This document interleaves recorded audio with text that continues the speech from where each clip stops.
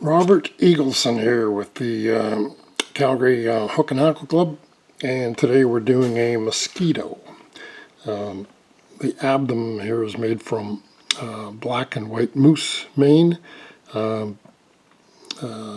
Superfine for the thorax, and widow's web for the wing, Grizzly hackle, and moose hock for a tail. So I need to find a size 12 dry fly hook. It's just a standard dry fly hook, so I'm going to put that in the vise. Thread, I'm using 8/0 tan thread. So I'm going to start my thread, clip the axis. I need a tail. I'm using moose hock for a tail here. I quite like moose hock. It's cheap, durable, and I think it works very well.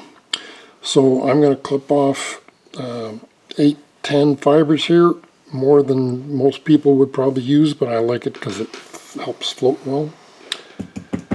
I will pull all of the fuzz out of the hair and put it in a stacker. And I should mention that when I'm using 6, 8, 10 hairs, I like a real small hackle stacker. It seems to work better for me. So I've got some hairs here. I'm going to, I want the tail about hook length or shank length. So right about in here, so I'm just going to tie those down. I'm going to hold them up as I wrap back, helps to keep them on top. I'm going to stop at a point between the point and the barb, one wrap underneath to kind of help lift those and separate them.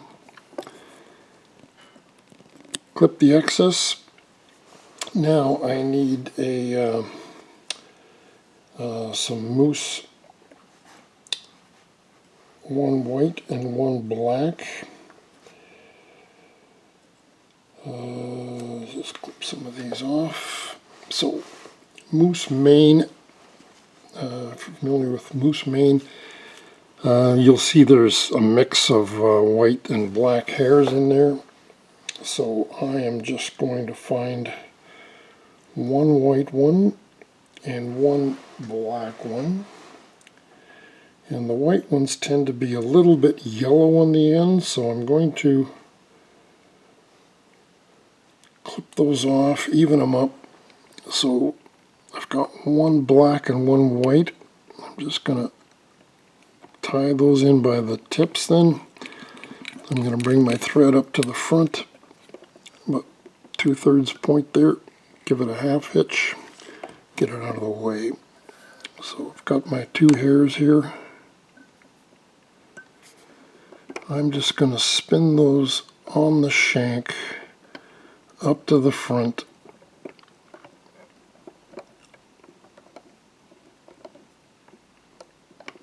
To about there, and then I'm just going to use my thread to catch them.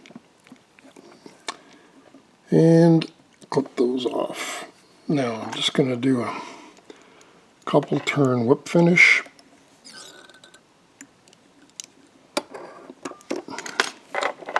And clip my thread.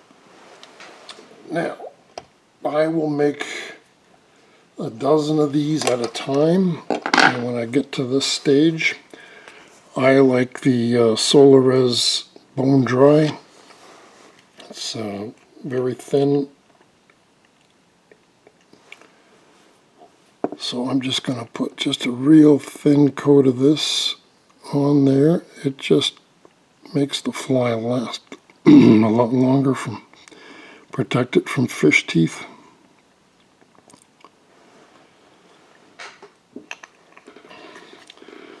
Once I got a light coat on there, I'll just use my torch and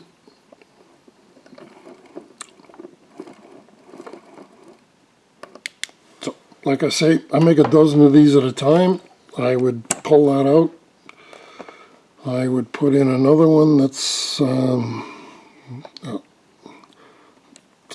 my second stage. Of what I'm trying to say is, after I've got a dozen of these, I will pull the ready-made bodies back in. I will start my thread, clip the excess. Now I need a wing. Today I'm using the widow's web in a silver, but you could use Congo hair, poly yarn, anything you like. This is the silver widow's web, comes at a big hank. I pull off just a thin strand of this, just a bunch of strands, I don't know how many's in here. I'm going to double it over, so keep that in mind when you decide about how much you're going to have here. So I'm going to lay that in a bit of an angle like that, pull it up, and then I'm just going to catch the front of that, make sure that's down nice and solid, and then I'm going to build a post up. Well, maybe I'm going to make a post up.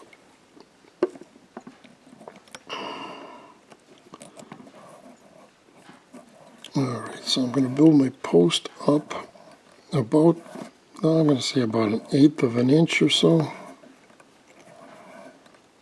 That looks pretty good. And then I'll bring my thread back down.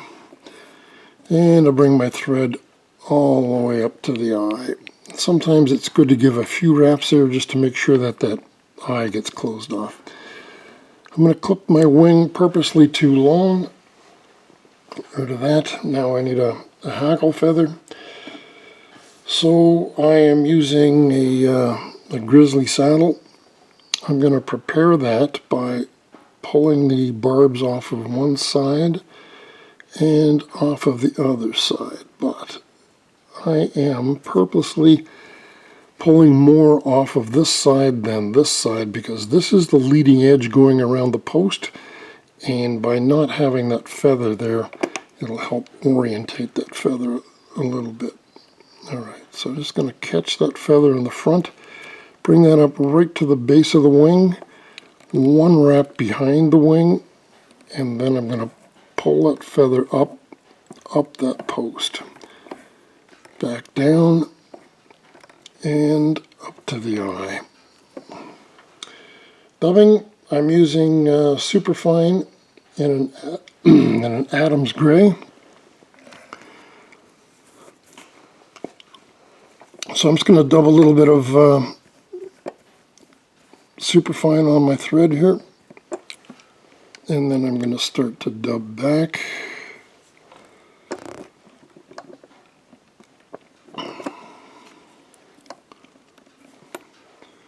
And I need just a bit more dubbing.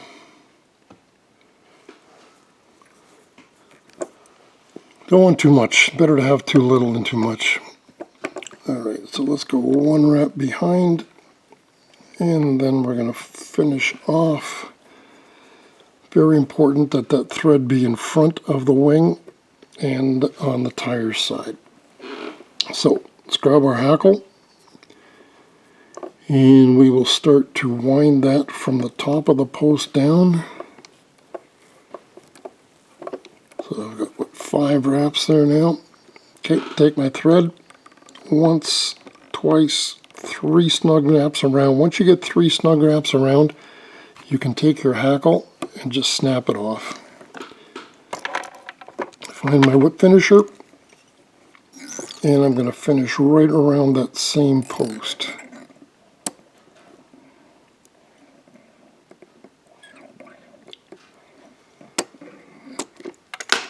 Okay, let's just make sure that's oriented well in there.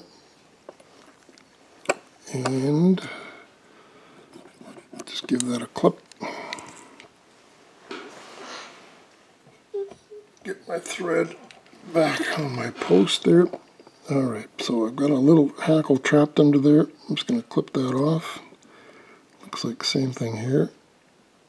Clip that off.